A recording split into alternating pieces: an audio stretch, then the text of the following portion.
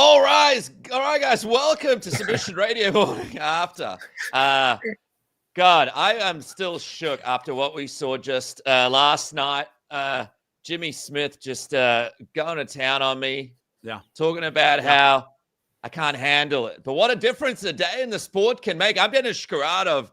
And just a quick reminder, everybody out there, if you guys enjoyed the show, please hit the join button. Please subscribe. It really helps out the program. Day before, Dricus du Plessis, crazy run. We're talking about how he's potentially on his way to becoming one of the best middleweight champions of all time. Now the Wolf runs the division. And we got some spinning elbows. We've got new contenders. We've got people smoking cigs in the press conference. Let's talk about it. Joining me up first, this man's smooth voice goes down like a Laramie Slim. Carlos Prates last night, whether it's UFC, PFL, boxing, WWE, it's always so damn satisfying. Perhaps the most after a massive night with UFC 319. Jimmy Smith. I just want to light you up and smoke you, you beautiful treasure. Brought my iced tea here. Delicious. Keep my voice going. Anyway, yeah, great to be here as always. You're an awesome host, and I love how you bug me literally every single week. And I'm like, dude, I would be on every week if I could. Every week if I could. Absolutely love it. But yeah, craziness, man. Craziness. I was trying to think back to a title change. I've seen title defenses that were super dominant, right? Because the person didn't belong in there. A title change that was this dominant. Maybe Usman over Tyron Woodley. Remember, he absolutely owned him for 5 rounds. But this is historic. A title change like this, really, really rare. Yeah. It felt different though, right? We'll talk about it in a second because this next man, he's seen all the big moments, man. He's been a part of this game as a media member, covering it all from the highs to the lows, the biggest events, the biggest dominations. I had to get him on here to help me and Jimmy react to the craziness of last night. You know him, Casey Leydon. Oh, me? Fighting. I was looking around. I was like, who else is on the show? What do you mean? You beat all the big things. You were there. Yeah. Lately, I'm a homebody. You know, I like sitting at home. But yes, I've been a road warrior for many years. But yeah, let's talk fights. Yeah, man, let's dive into it. Do it. Enough about me. All right, hosty, where do you want us to go? All right. Well, first things first. People have been absolutely losing their mind at me because I did a reaction show about Hamzat, and I brought up the fact that while his performance is dominating, some fans were maybe not satisfied about it. I think because I just want to get your guys' take on the weird. I guess it's not weird. Well, it is weird, right? We don't see this kind of domination very often. The fight that we saw from Hamzat, on one side, complete one-sided domination from him. On the other side, I think fans had this whole thing in their mind, right? Two behemoths coming together in a war, and somehow DDP getting back into it and back and forth, and the stare down. And the stare down in the octagon was almost the highlight, like in terms of the excitement for a lot of fans, because after those guys made eye contact, Hamzat absolutely dominated Dricus du Plessis. Now, it's not Hamzat's fault. Jimmy, I want to go to you first. It's not Hamzat's fault.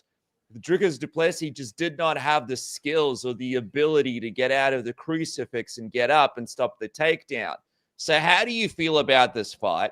How do you feel about some fans being kind of down on it, while other fans are saying, hey, what are you guys complaining about? This guy just put on one of the ultimate dominations in UFC history. It was frustrating because he was in cruise control. That's a summary of the frustration. Is there was a takedown in 8 seconds. I don't think there was a single round where the first 10 seconds went by without him getting a takedown. Now, because of that, we didn't see him pushed. We didn't see him go into third gear. We didn't see him tired in round 5. We didn't see all the things that, if you pick DDP, which I did, I thought, with the odds being what they were, DDP would be the smart bet in this case. We want to see him pushed. Okay, how does he handle a long, difficult, grueling fight? Well, we got a long fight, right? It went 5 rounds, but the idea that he never had to get out of second gear that entire fight is the frustrating part. It's almost like watching, Usain Bolt run at half speed and win a gold medal. You're like, well, it's amazing he runs at half speed and won a gold medal, but I want to see him really run to win a gold medal, see how fast he can be. And it was almost like that, where the takedown happened so quickly and so easily.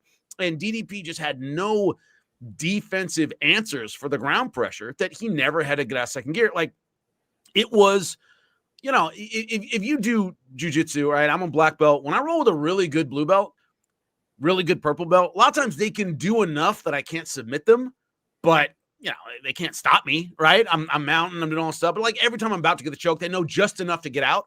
That's what it looked like. It looked like a guy who is good taking on a guy who was really good. But sometimes that good guy, if you've done jiu-jitsu, you know what I'm talking about, does just enough that I can't quite get that choke or get that submission. So I'm sitting there like an idiot for 5 rounds. You know, I get mount, I get side control, I get their back, but they just like, they know just enough. That's what it looked like. It looked like a good professional versus a talented amateur who knew just enough to not get blown out of the water. And I think that's where the frustration comes from. And that Khamzat did it at quarter speed the whole time. That's frustrating as a fan. The stats are crazy out here. I'll bring him up in a sec. But Casey, you're in and out of the gym quite a bit. You've got a fighting career.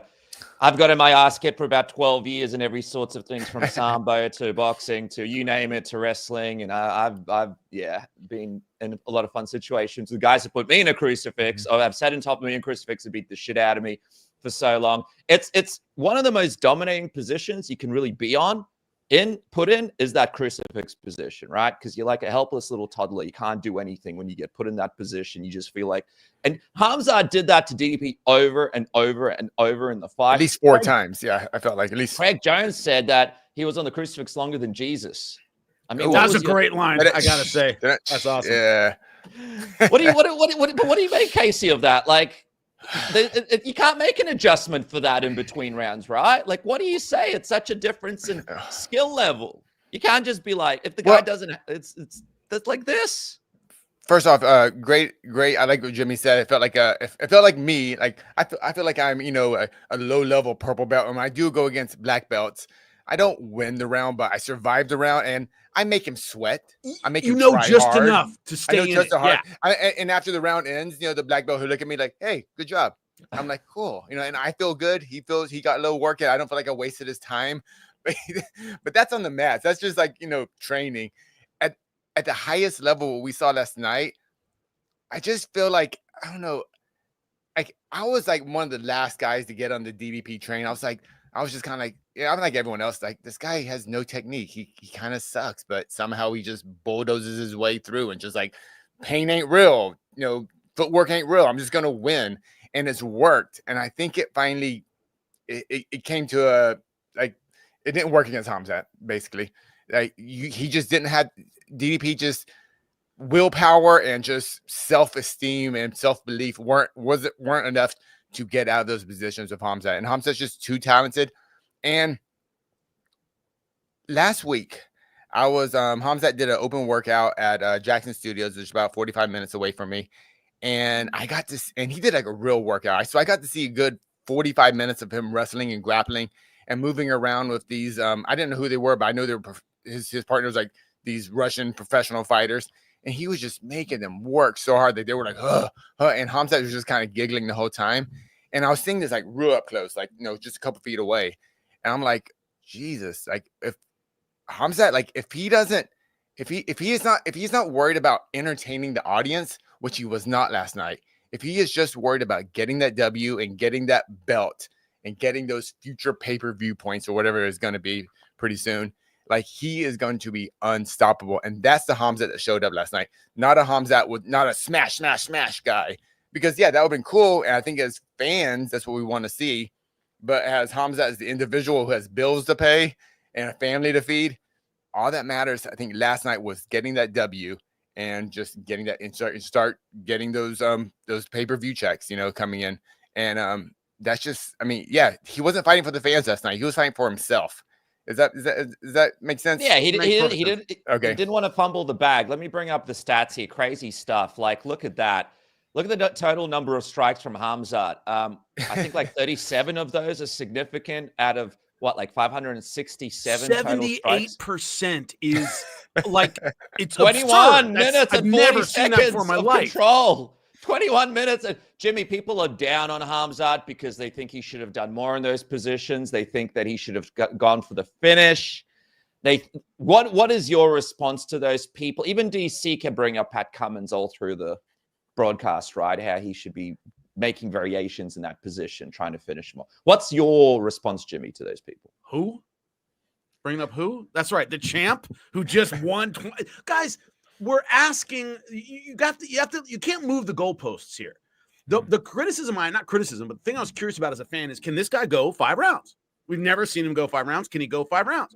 The analogy is, a champion who has never gone 5 rounds is like marrying someone you've never lived with. They're just questions that you just can't answer until you see them in that situation, right? And we'd never seen him go 5 rounds. He went 5 rounds. We'd never seen him pace himself well. He paced himself well. We had never seen him fight a tactically smart fight. What I mean by that is, as you were saying earlier, he does tend to go for the finish really early in fights. When he doesn't get it, he can run out of gas a little bit. He answered, 4 out of 5 questions? Oh, he didn't go for the finish. He could have gone for the finish. Dude, he can't answer every single question at the same time. He answered, I think, 3 or 4 of the major questions that we had about him, which is pacing and length and all that. Like, you get a Michael Chandler who either blows you out of the water or he loses. And then you get a Chimaev who finally showed he can go 5 rounds, and we find things to nitpick about. By the way, in a world championship fight against a very dangerous opponent is not the time to go, God, is everybody happy with me right now? Okay, I totally agree with you. He fought for himself, and that was the best way to fight. But the idea of nitpicking maybe the one thing he didn't do, which was get a finish, and if he had gotten an early finish, we'd all be sitting here going, yeah, but can he go 5 rounds? Like, there's always, like, you just can't do all of it. He answered, once again, 3 or 4 major questions that I had about him moving forward as champion, where he's going to have to win long, difficult, grueling fights. He answered that question. People don't remember Anderson Silva used to get a bunch of crap. Oh, can he win a long fight where he's losing? And he finally did against Chael Sonnen. And people went, oh, Chael almost beat him. Like, dude, you can't have it both ways, right? Like, I don't know what to tell you. And so, to me, damn near flawless performance. If he had gone hard for a finish early, he wouldn't have had gas late, which has been problems in previous fights. And he took care of that problem. So the nitpickers to me are like, oh my God, you're looking at a Picasso and you're going, oh, but there's not enough blue in here. Like, okay, great, wonderful. You're looking at a work of art. I thought that was a great performance. Casey, what can we say about Dricus? He hung in there till the very last round. He didn't have the skill set to get out of those positions and really stop the takedown. But other people in his position as well, full credit to him, probably would have given up. But he somewhat tried. I mean, there's nothing more exhausting. He tried. Tried to survive. He didn't give up. You're doing what you can. You're doing what you can, and I appreciate you. Let me put it like this. The worst place in the world is being under someone in those positions, right? Like, and that's in the training room, not in front of like 20,000 people in Chicago. If somebody else was in that position when Hamzat was hunting for the next say, I'm sure they would have just put their arms down and just let him put the choke in and finish the night a little bit earlier. DDP, he survived till the end. Does he get any kind of credit for that, in your opinion? What is no? Sorry, you were no. I don't know. This is the highest level. Yeah, it was he had a bad performance. He made Chimaev look great. He made Chimaev fight for 25 minutes. Made Chimaev, I don't want to say barely work, but barely work. No, it was it was not a good performance from DDP. And yeah, I think, like I mentioned before, I've always thought DDP is just an incredible overachiever in his career, and that's great credit to him. Like he earned that belt, he earned those title defenses, but this isn't a past their prime Izzy. This isn't Sean Strickland, which is just kind of a weird fighter in general. This is no Chimaev, and it's a new beast.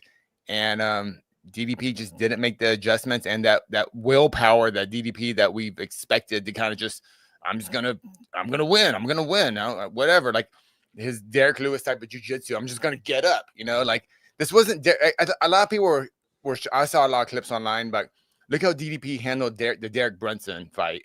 Like, dude, that's Derek Brunson. I'm sorry, Derek Brunson is an excellent athlete.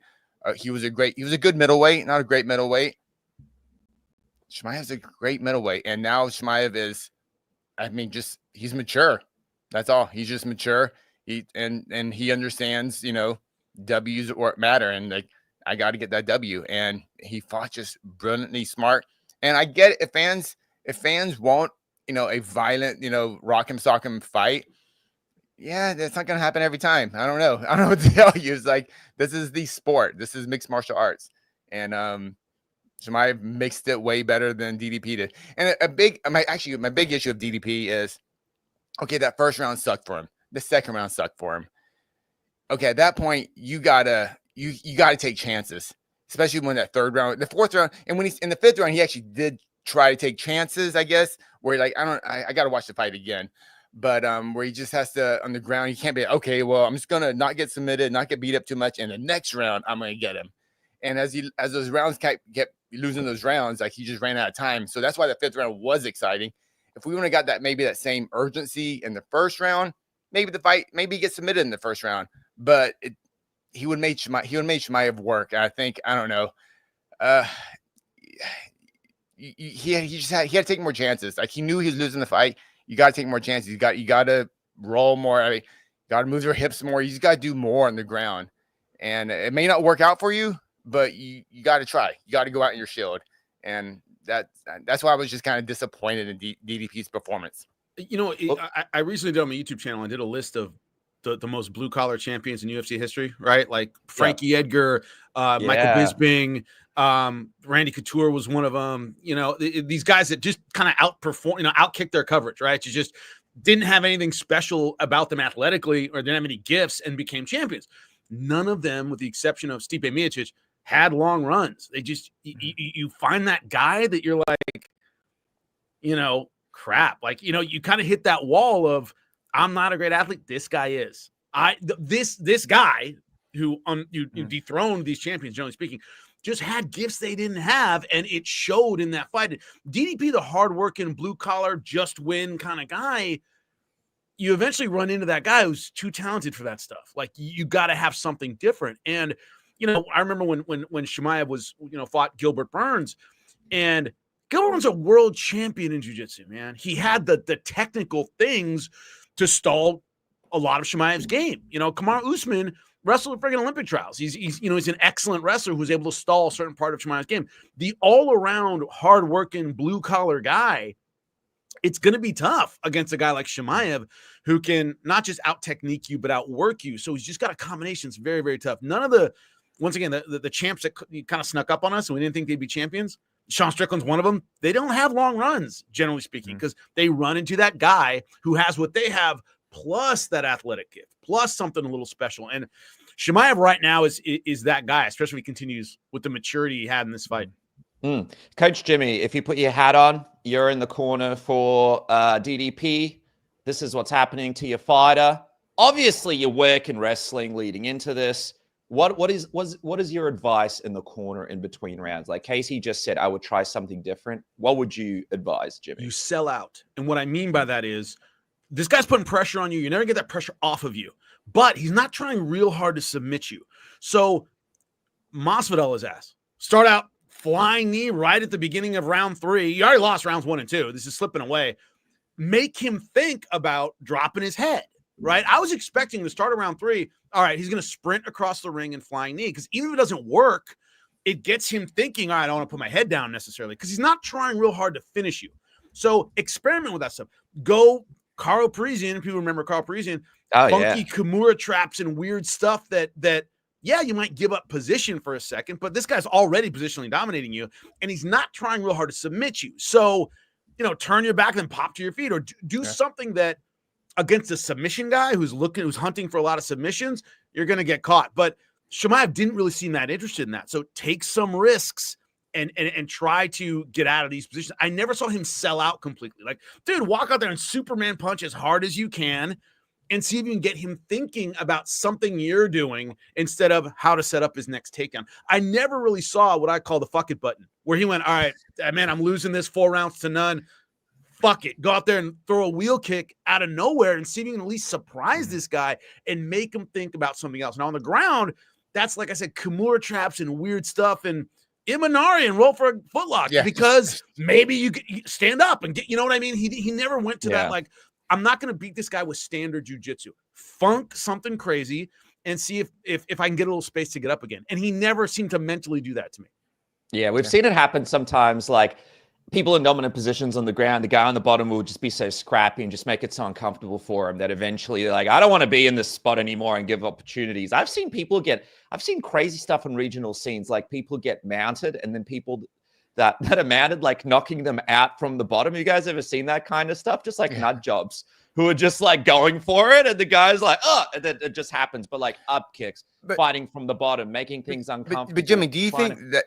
Sorry, that version that I think we're kind of saying the same thing, honestly, about what DDP should have done, especially after the second round, or at least definitely the third round.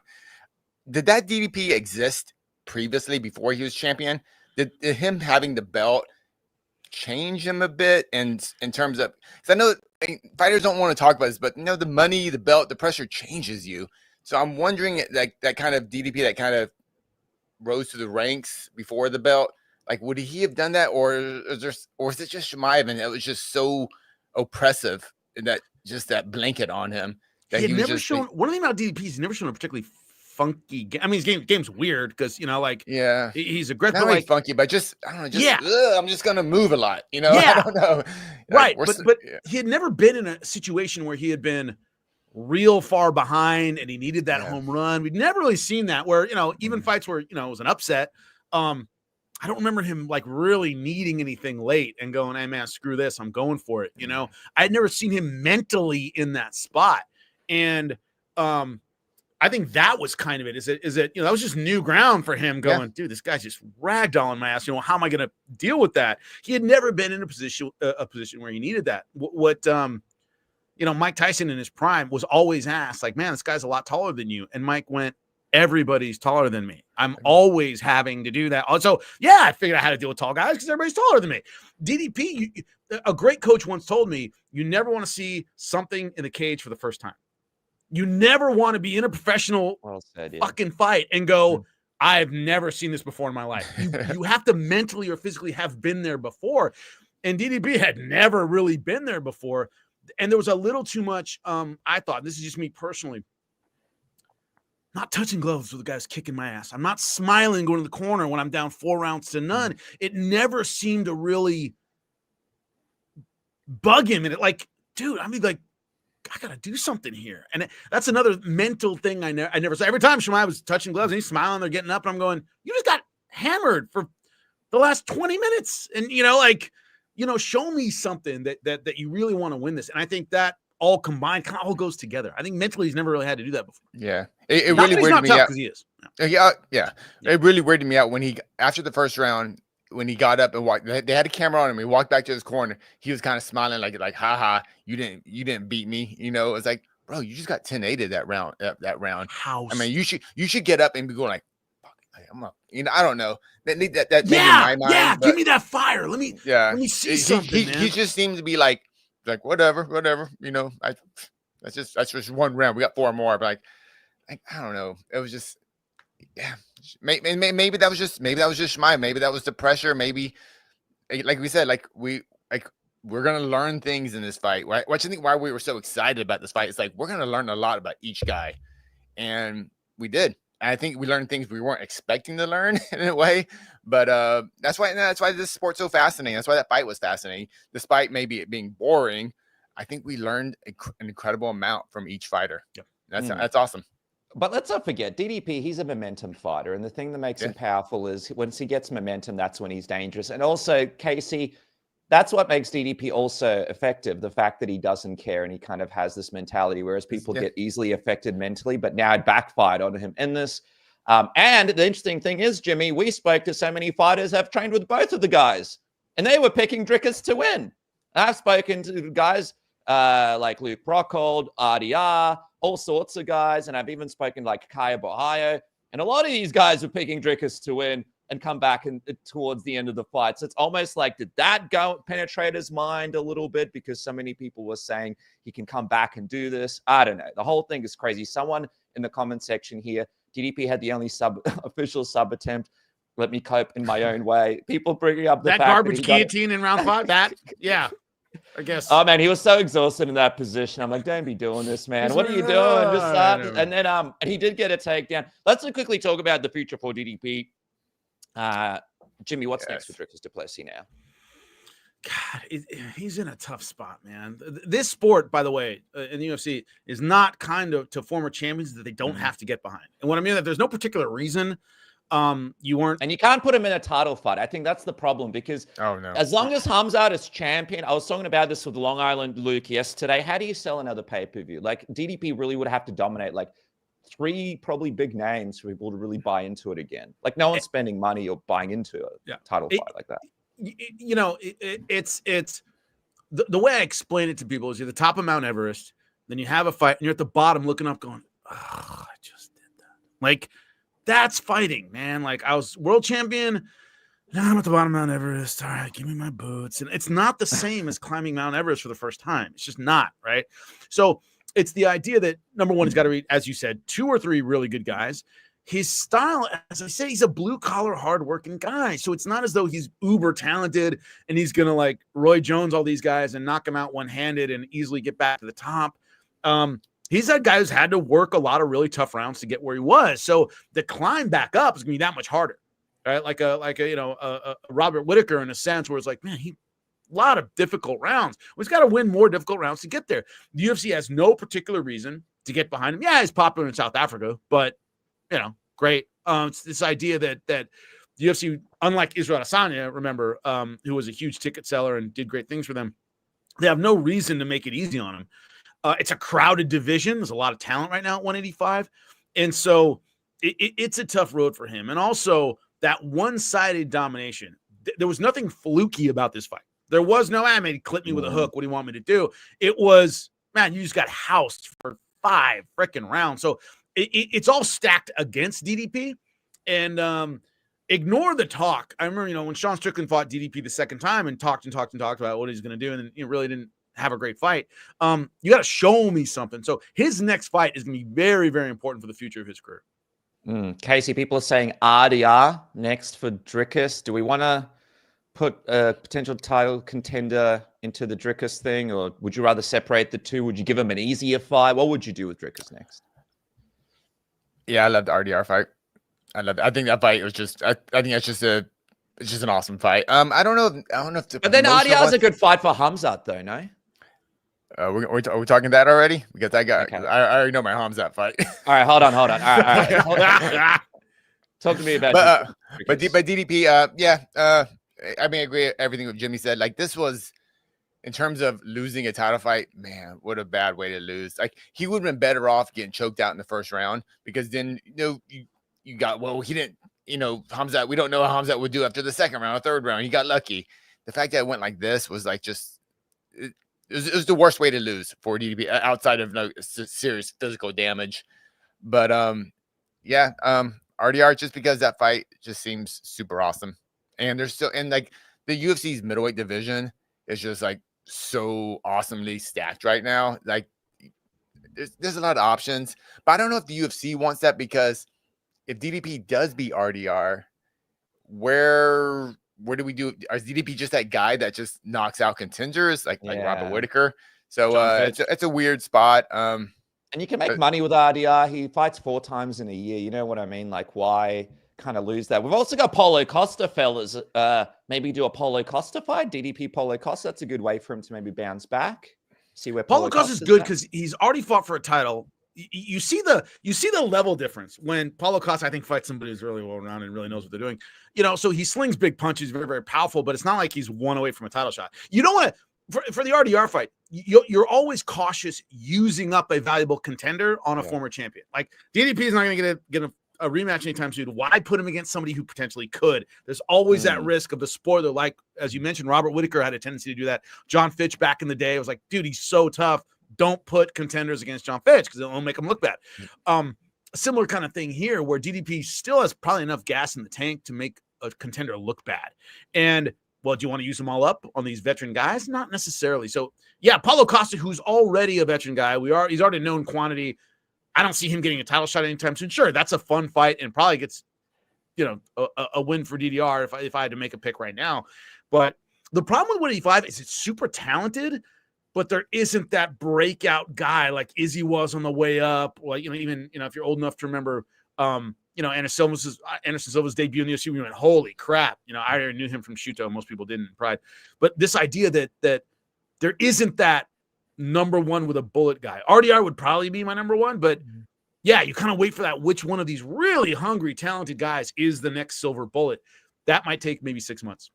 Okay, let's go quick look at the rankings here. This is, of course, outdated now, but we've got a bunch of big names in that middleweight division. Casey, you're itching to give us your pick for the next title shot. I'm going to give the floor to you, my friend. What is this next person, this mystery opponent that you have in mind?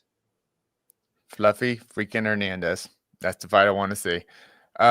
Just they're kind of the same guy. Just like they would just take you down, and when they take you down, they do little slightly different things, but they don't go for the submission necessarily. Was it this last week? Was Fluffy versus Delize last week? Mm-hmm. Okay, yeah. We had so many fights. I was like, so many. Yeah, I was like, was that last week? Like this fight kind of reminded me a little bit of that. The fight last night reminded me of Fluffy Delize in the sense that it was just complete domination, and the sense when they took him down, they didn't go for submissions initially. They just kind of stayed on that hip, rode the back, and just kind of hurt him. Fluffy did a lot more damage, but Delize is, a definite, I guess class lower than DDP, so it's not the same thing. But I just think, Fluffy's he's already talking a good game. He's going to sell the fight.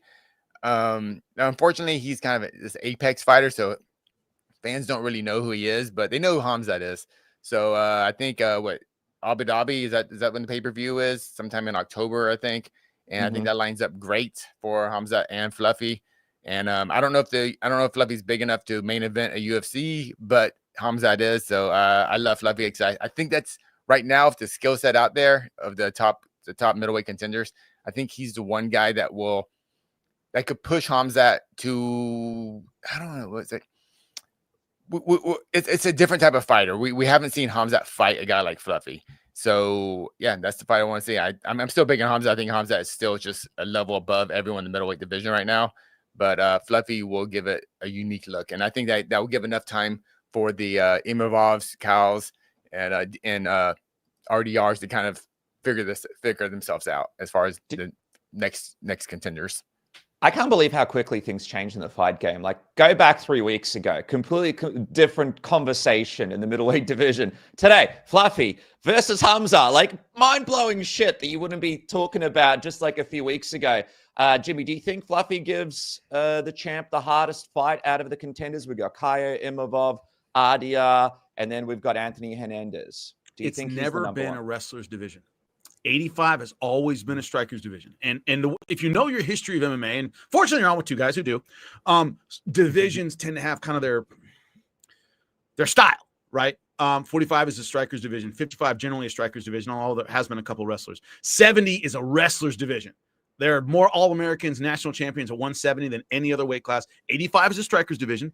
205 is a wrestler's division. Heavyweight tends to be a wrestler's division. Now, when you look at all of that, right? I'm not saying every champ every time, but when you look at standout wrestlers, they've been at heavyweight, 205, and 170. So the problem with 185 is it generally has well-rounded, striking, heavy guys. Khamzat is an amazing wrestler. So you have to look at, like, who breaks the mold in that. And I got to agree, Hernandez does, right? When you look at national champion wrestlers, 185 doesn't have a whole lot. Bo Nickel, right? But he's too young to inexperienced. The idea that at 170, you can't get to the top at 170 without facing an All-American Olympic alternate, welterweight. It's just, you're going to run into one. And it's been like that way from the beginning since Matt Hughes, right?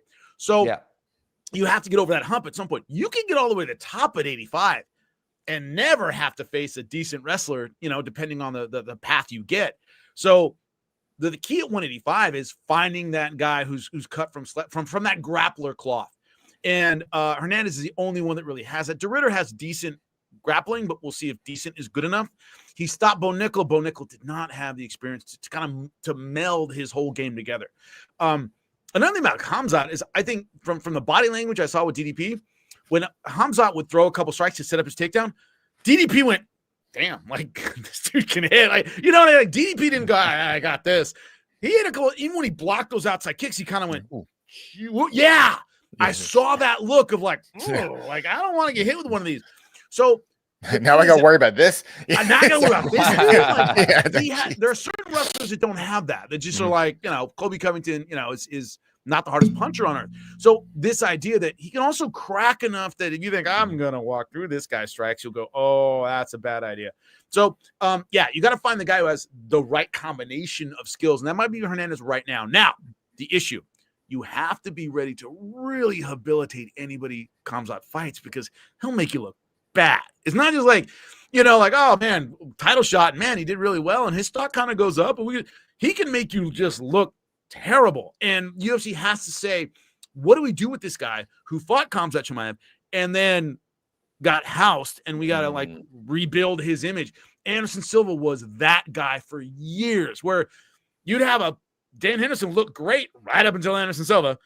Vitor Belfort looked great right up to Anderson, and he would just embarrass guys. And you went, jeez. And there was always this like, all right, now what do we do with this poor guy who's got front kicked, his jaw went into his eyes, with Vitor Belfort, what do we do with this guy? Well, you got to be willing to rehabilitate them. And that's not always easy to do. So that's the problem the UFC has, is you have a guy who's can make you look like you didn't belong in there, and then it's hard to build him up again. All right, just quickly, before we move off this fight, his coach, not his coach, but Hamzat himself said at the Jackson House, 170, 205, all those divisions are options for him. I want to go to both you gentlemen, but I'll go to you first, Casey. Can Hamzat be the first guy to win titles in 3 divisions? Does he have the ability, do you think, to come back down to welterweight and win a title? I think one of the things we noticed is middleweight is his division, right? I feel like middleweight is perfect. The reason why he was having some of those cardio issues, to me, I think that weight cut down to welterweight was getting to him. He looks great at middleweight. That is his division. So the question, can he be a 3-division champion? Is that what we're asking? It could be Islam in him, maybe, if he beats JDM, or JDM in him. Well, man, he has the ability to be an elite fighter, like a top 5 fighter in 3 divisions. Him actually winning the belt is something different, but I believe, 170. Wait, no, I'm 170 screwed. No, he's not doing 170 anymore. 2 division. No, I'm saying no. I don't want to see him at 170 anymore. We've seen it. Maybe 205 because it's just the talent pool just isn't there. So it'll be interesting. 85 is typically successful going to 205. Is he Anderson? Well, I don't know. I'm kind of talking myself out of this. I'm gonna go and say no. I'm gonna say no. What about what do you say, Jimmy? Try out grappling somebody 20 pounds heavier than you. And also 205 does have a few rock solid wrestlers. Like it's always been division where Ankalaev is no pushover as well. Ankalaev is a freaking monster. Like, really? You're gonna take if it was Pereira, may be different, but Ankalaev. Yeah, Pereira was different. But if Pereira were champion, I wouldn't mind seeing that. But Ankalaev can freaking grapple, and you tying up with that dude is a different freaking animal. And so to me, and I'll never get this too. Like, all right, 85 is tough enough, man. And I'm going to go 205. I'm going to go to heavyweight. Like, dude, calm down, clear out a division. And then maybe, if you have 3 title defenses, I'm going up to 205, because I'm awesome and I want to do it. Okay, I wouldn't have a problem with that.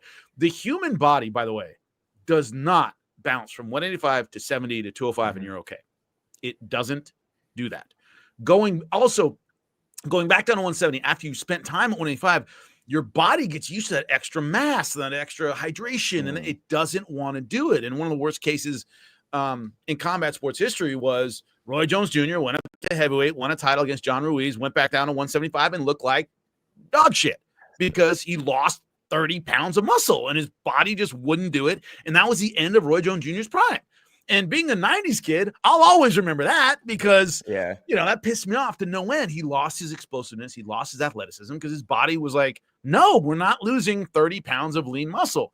And so to watch him go up and down the scale, if he went down to 170 and lost, all we'd go is, he freaking lost 15 extra pounds. Yeah, he can't, And so it would, you're taking a Ferrari off road for no reason. You're like, dude, just stay on the track and show us what you can do in this environment rather than like, I'm going to off road with my Ferrari. And like, dude, you're not built for that. Just don't do that. And move up to 205 if you have 3 or more title defenses. There should be a rule in the UFC, 3 title defenses before you move up, because guys always talk about it. And I think it's ruined some really good runs. But 170, I think, is off the table. I completely agree. 205 is different, locking up with a guy like Magomed Ankalaev, who that dude can grapple too, and he outweighs you by quite a bit. So I think he has trouble at 205 just because of the nature of the style. Yeah, so, I mean, he can be a contender at 205, but being champ is a different why story. be a contender when you could be the greatest why? 185 of our era? Yeah. And to me, and Chimaev being a 2-belt champion, cool. Now you're like, Cejudo, you're DC, whatever. Like the 6 of them that have already done it. Yeah, okay, cool. It's not the same. Make the run. Chase Anderson Silva, Chase Izzy, do that. That is way more impressive to me. I think they love to do it as well because if you go down and you lose, it doesn't count because you already have a belt in another division. But I was going to say, you fellas aren't thinking about like an Islam Makhachev TJ Dillashaw. Thank you. Like, dude, you can get ruined down there. You can end your career going down there and it doesn't work out. Yeah. And, you eat a left hook and you get housed by a welterweight. That doesn't go away. That sticks with you. And Hamzat's last fight at welterweight was supposed to be Nate Diaz. Remember that whole fiasco? So, what are we talking about? Like, I'm so happy for Nate Diaz, though. At least he got to fight Tony Ferguson on his way out. All right, let's quickly talk about a couple more fights from the card before we wrap up. First of all, Lorne Murphy, man, he was able to go out. We've lost our host, so we're just going to continue talking as though we're still on air. So the Lorne Murphy versus Aaron Pico. The problem with Aaron Pico, to me, from the beginning, is Aaron Pico. Yeah, I just took over for you. Okay. Go ahead. Go back to we're just talking about Aaron Pico. Yes. Go ahead. Yep. So the thing to me about Aaron Pico is he had some Michael Chandlerisms where he would load punches and be really aggressive early, but he has some defensive lapses. As a coach, I'm like, dude, be a little more fluid, move your head a little bit more, like he just like rips punches because he's so physically gifted. And when I broke this one down, I thought like he's really physically talented, but he leaves himself really open when he starts attacking. And what happened? He smelled blood, started attacking, boom, he takes a spinning elbow. And I'm like, I'm not saying I called it, but I called it. I was like, Aaron just unloads a bit too much early. And it's frustrating seeing all of his physical gifts. And by the way, knockout-wise, that's a bad one. He was looking at the ceiling. Dude, they're trying to pull his mouthpiece out, and he's clenching up. And you don't get over that easily, man. It's scary. So, great for Lorne Murphy, but Aaron Pico kind of fell into that over-aggressive style that he tends to rely on. Dude, Murphy came into this like the fans just were not big on him at all. I spoke to him.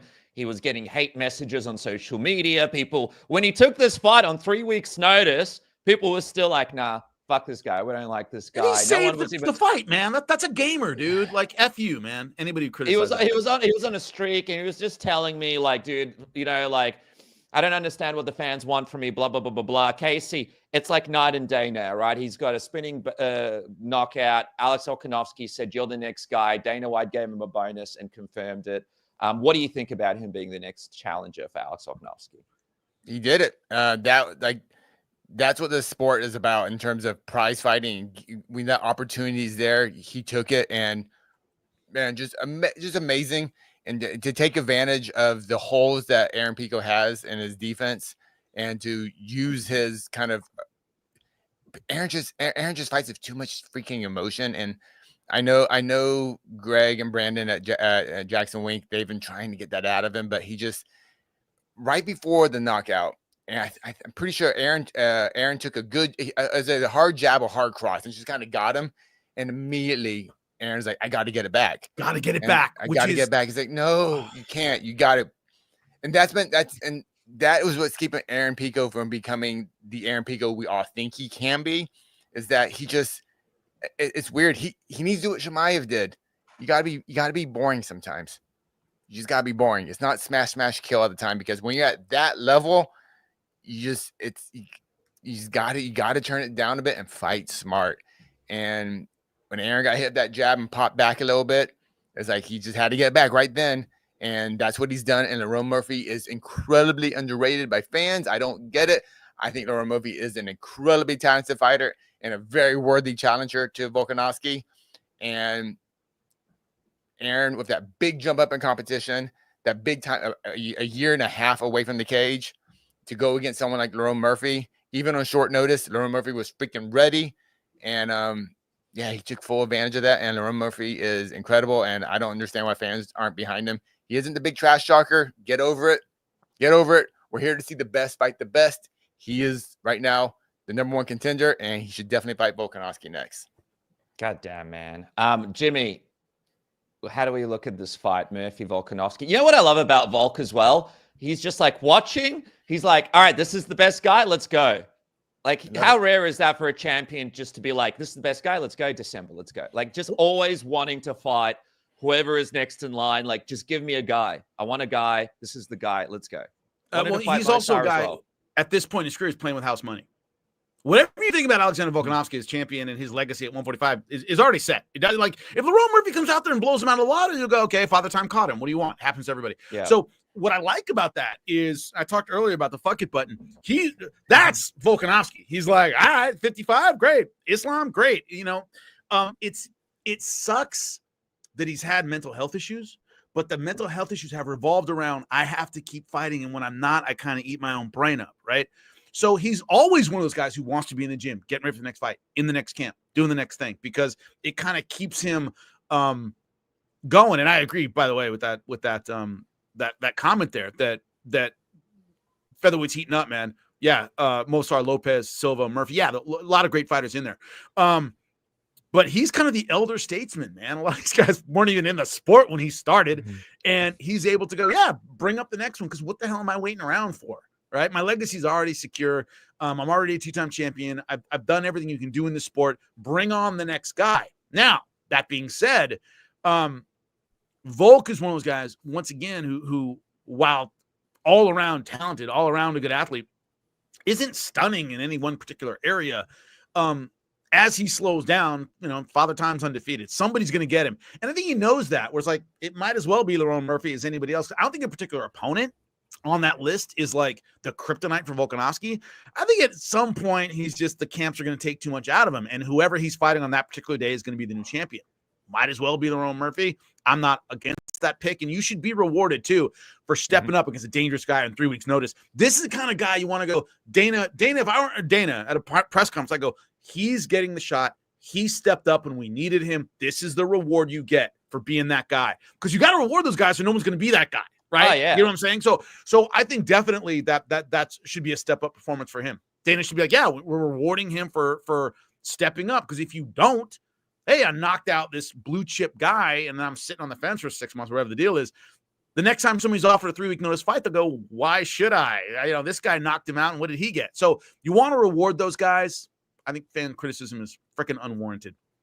Yeah, and I see people saying the Mosar thing, but the thing is, you know, Mosar unfortunately couldn't take this fight, and Murphy was ready to go, and he put on a performance, and he got noticed, and he just took advantage of the situation. Yeah. And let's say they do fight in December, like there's still an opportunity for Mosar to fit in down the track. Yeah. Let's see what happens between Lopez and Silva as well. There could be some changes. And we still don't know what's up with. He hasn't been public about his whatever the reason he pulled out, right? No injury. I haven't seen anything. Yeah, so yeah. I tried to reach out as far as I know, they won't talk about it. Yeah, they won't talk about it. Exactly Pico said like he knew about it, but that was, by the way. Yeah, never a good sign. Yeah, because it was like the flu. You're like, okay, I got the flu in the middle of camp. What are you gonna do? But it's like, yeah, I have a broken hand that never goes away. Really, that's always a mother. And so like, you don't want to let your opponents know. Yeah, I have half an ACL. You know, well, that's the same as Shavkat. Every time these days I reach out for Shavkat, they don't really say much either. So it's like, you know what I mean? Like these guys are figuring things out, and it's maybe a little bit more serious than what we realize. Let's quickly also talk about Carlos Prates, man. The guy's smashing cigs at the post-fight press conference. I feel like a lot of people just forgot about him after his loss against Ian Gary, and he goes out there, man. Jeff Neal, such a tough dude, very underrated. Carlos Prates, he's just in his element. When people are out there, they want to go to war with him on the feet. There is no guy out there like Carlos Prates who just absolutely loves being in there. 100 fights combined in his pro career. Casey, what do you make of him not only capitalizing on the moment, but locking in another fight for UFC Brazil so soon? He wants Leon Edwards, by the way. Do you like that for him? Perfect. Great. Like so many just breakthrough performances on this pay-per-view. Yeah. Hamzat, good one. Lerone Murphy. Then right next to that was Carlos Prates. Just A+, A+. Amazing finish, amazing promo. Did it all. Like that's what you're supposed to do. You know, like it's just like I don't know. Like he's got it all. He's got the look. He's got a unique style. He's freaking exciting. He's like you can be you can never watch. It could be your first day watching a cage fight, and you can kind of get Carlos Prates. So he's a promotional gem, and I give him Leon Edwards, and if he can do mean things to Leon Edwards, woo, sky's the limit. What do you say, Jim? You like that? Edwards, Prates. I second that. Yeah, and also you got to do something with the name of a former champion. You got to do something with it. Of course, Sean Brady fight, that was pretty one-sided. Still says former champion Leon Edwards. You have to do something with that name value. And if you're the UFC, that's partly how you match up the pieces. Like, I don't think Leon is the fighter he once was, but it still says former champion. Let's try to use that to pump up this next guy. Problem is crowded division, man. So Prates, while he does have a fan-friendly style, there are a lot of guys in front of him right now. So he's just going to be, unfortunately, fighting some tough dudes for the next 2 or 3 fights until he's in that title conversation. It just is what it is. Like, if you don't swim up, you got to swim against a stream. You either go forward or you go backwards, but it's 170 is tough. Yeah. And I like this fight a lot too, because I think for Edwards, he should like this fight too, because he's gotten beat up by like really good grapplers. All right, now let's see if he can get beat up by a really good striker. So it's a totally different fight for fans too. Totally different fight for Leon Edwards, and it's just great and for Carlos Prates and his just moving up the ranks. It just makes perfect sense. And like Jimmy said, this is why promotions have champions, because once you lose your belt, then that ex-champion thing just builds up the next guy. That's the life cycle of a prize fighter. Yeah, just put those guys on Brazilians. Take Charles Oliveira off. Give him another break for a few months, because I don't know what kind of doctor gave him a permission slip to fight on that card. But it's like, and also in that fight as well, dude, Max Holloway wants to fight you probably for the BMF belt like next year. Like, just take some time, dude. You go out there and beat Hafa. Like, let's say you do, that's a tough fight. But let's say you win or lose. What do you have to? The whole thing is just so silly. Whoever's managing that and giving Charles advice on that is putting him in a dangerous position that he shouldn't be in after his career. Hey, just quickly as well, on Jimmy asking about if it hurts to hit people with that elbow. I love to hit people with a spinning elbow. It doesn't hurt unless you extend your arm out and then you break your arm, right? You guys ever had that when you throw a spinning elbow and it hits at the elbow and you feel like you broke your arm by accident? You got to have a real bend in the elbow. You have to. You can't keep them straight. You got to have a real bend in the elbow. That's it. You have to bend the elbow significantly. If you don't, you hit on the joint, you will break your own arm. It hurts like a mother. People usually break them on the punching bags when they don't know what they're doing. Guys, ever seen that? It's always because they mistime the step in. They mistime the step in, and it doesn't work. The sneaky step forward, right, Jimmy? Thank you. I hit Jose Youngs. That's it. I hit Jose Youngs with a spinning elbow as a joke once. Came out. Then Dominic Cruz do that. He broke his arm in a training session. That was whatever. Which arm break? Yeah. Which catastrophic injury we talking about? Which limb? A lot of guys, there's guys that like to throw it in training. They'll put on like the elbow pads and stuff. But yeah, man, if you throw it with your arm all the way out rather than the bend, man, and you're throwing it in training, snap it. Yeah, snap that. It's got to be careful, and it's probably not the best way to do it. All right, just quickly, guys, before we wrap up, MVP. He beat Jared Cannonier. It was an interesting performance. He was able to knock him down a couple of times, but then Cannonier got him towards the end of the fight, controlled him on the ground.